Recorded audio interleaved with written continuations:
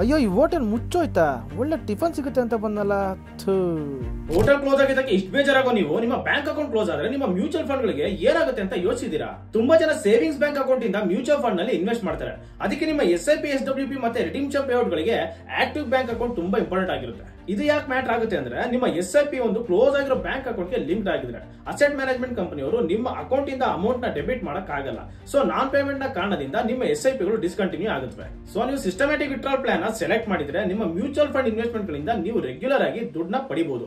ಆದ್ರೆ ಲಿಂಕ್ ಮಾಡಿರೋ bank account close ಆಗಿದ್ರೆ ಪೇಔಟ್ ಫೇಲ್ ಆಗಬಹುದು ಮತ್ತು ಈ ದುಡ್ಡು AMC ಜೊತೆ ಇರುತ್ತೆ. ನೀವು ಡಿವಿಡೆಂಡ್ ಪೇಯಿಂಗ್ ಮ್ಯೂಚುವಲ್ ಫಂಡ್ ನಲ್ಲಿ ಇನ್ವೆಸ್ಟ್ ಮಾಡಿದ್ರೆ ನೀವು ರೆಗ್ಯುಲರ್ ಆಗಿ ಡಿವಿಡೆಂಡ್ ಪೇಔಟ್ಸ್ ನ ಪಡಿತೀರಿ. ಆದ್ರೆ ಲಿಂಕ್ ಮಾಡಿರೋ ಬ್ಯಾಂಕ್ ಅಕೌಂಟ್ ಕ್ಲೋಸ್ ಆಗಿದ್ರೆ ನೀವು ಡಿವಿಡೆಂಡ್ ಪೇಮೆಂಟ್ಸ್ ಕೂಡ ಫೇಲ್ ಆಗಿರುತ್ತೆ ಮತ್ತು ನಿಮ್ಮ ದುಡ್ಡು ಫಂಡ್ ಹೌಸ್ ಜೊತೆ ಇರುತ್ತೆ. ಸೊ ಹಾಗಾದ್ರೆ ಇದಕ್ಕೆ ಸೊಲ್ಯೂಷನ್ ಏನು ಅಂತ ಕೇಳ್ತೀರಾ? ಬನ್ನಿ ಹೇಳ್ತೀನಿ. ನಿಮ್ಮ ಬ್ಯಾಂಕ್ ಅಕೌಂಟ್ ಕ್ಲೋಸ್ ಆದ್ರೆ ನಿಮ್ಮ ಮ್ಯೂಚುವಲ್ ಫಂಡ್ ಹೌಸ್ ಗೆ ಇಮಿಡಿಯೇಟ್ ಆಗಿ ತಿಳಿಸಿ. ಹಾಗೆ ನಿಮ್ಮ ಹೊಸ ಬ್ಯಾಂಕ್ ಅಕೌಂಟ್ ಸ್ಟೇಟ್ಮೆಂಟ್ ಜೊತೆಗೆ ಬ್ಯಾಂಕ್ ಮ್ಯಾಂಡೇಟ್ ಚೇಂಜ್ ಫಾರ್ಮ್ ನ ಮ್ಯೂಚುವಲ್ ಫಂಡ್ ಹೌಸ್ ಗೆ ಸಬ್ಮಿಟ್ ಮಾಡಿ ಮತ್ತು ಫಂಡ್ ಹೌಸ್ ಜೊತೆ ಕೋಆರ್ಡಿನೇಟ್ ಮಾಡಿ ಪೆಂಡಿಂಗ್ SIP SWP ಮತ್ತು ಡಿವಿಡೆಂಡ್ ಪೇಮೆಂಟ್ಸ್ ನ ಹೊಸ ಬ್ಯಾಂಕ್ ಅಕೌಂಟ್ ಗೆ ರೀಡೈರೆಕ್ಟ್ ಮಾಡಿ. ನಿಮ್ಮ ಕ್ಲೋಸ್ ಆಗಿರೋ ಅಕೌಂಟ್ ಗೆ ಲಿಂಕ್ ಆಗಿರುವಂತ SIP ಫೇಲ್ ಆಗ್ತಿದ್ರೆ ಹೊಸ ಬ್ಯಾಂಕ್ ಡೀಟೇಲ್ಸ್ ಅಪ್ಡೇಟ್ ಆಗೋವರೆಗೂ ಪಾಸ್ ಅಥವಾ ಸ್ಟಾಪ್ ಮಾಡಿ. ಮ್ಯೂಚುವಲ್ ಫಂಡ್ಸ್ ಗೆ ಲಿಂಕ್ ಆಗಿರೋ ನಿಮ್ಮ ಬ್ಯಾಂಕ್ ಅಕೌಂಟ್ ಕ್ಲೋಸ್ ಮಾಡಿದ್ರು ನಿಮ್ಮ existing mutual fund investment AMC ಜೊತೆ ಸೇಫ್ ಆಗಿರುತ್ತೆ.